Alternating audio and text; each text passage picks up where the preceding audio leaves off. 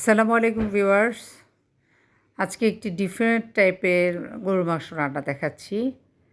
প্রথমে বলবো মাংসের কোয়ালিটিটা কেমন হতে হবে। মাংসটা হতে হবে একেবারেই সলিড মাংস, কোনো চর্বি অথবা হাড় থাকা যাবে না, একেবারে সলিড মাংস। দেখেন আমি কিউব কিউব করে কেটে নিয়েছি মাংসগুলো।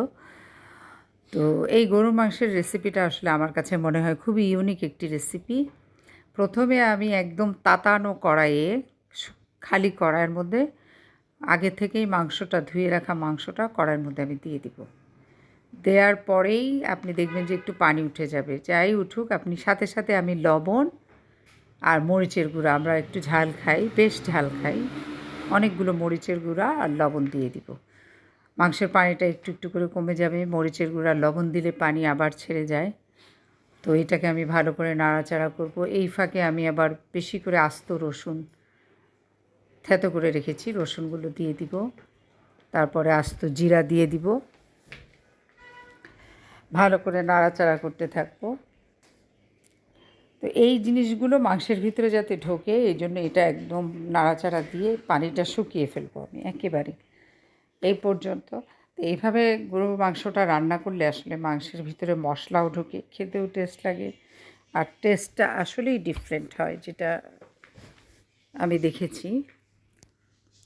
তো এইভাবে অনেকক্ষণ ভুনতে হবে গরুর মাংসটা। আসলে গরুর মাংস অনেকভাবেই খাওয়া যায়, যে যেভাবে চায় সে সেভাবেই খায়। গরুর মাংসের মতো মজার মাংস আর নেই, যারা খায় তারাই জানে।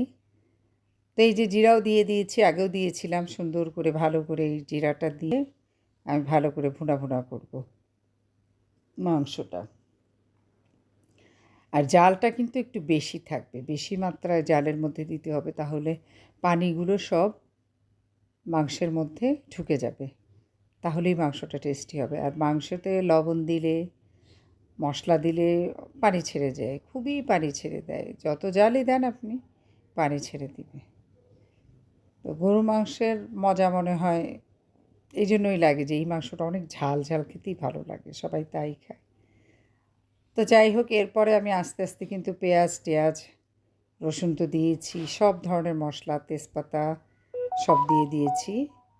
একেবারে ভুনা ভুনা করে নামানোর আগে আমি দারচিনি এলাচি থেতো করে দিয়ে দিই, আর ভাজা জিরার গুঁড়াও দিই। একেবারে ভুনা ভুনা হয়ে তেল উঠে যাবে।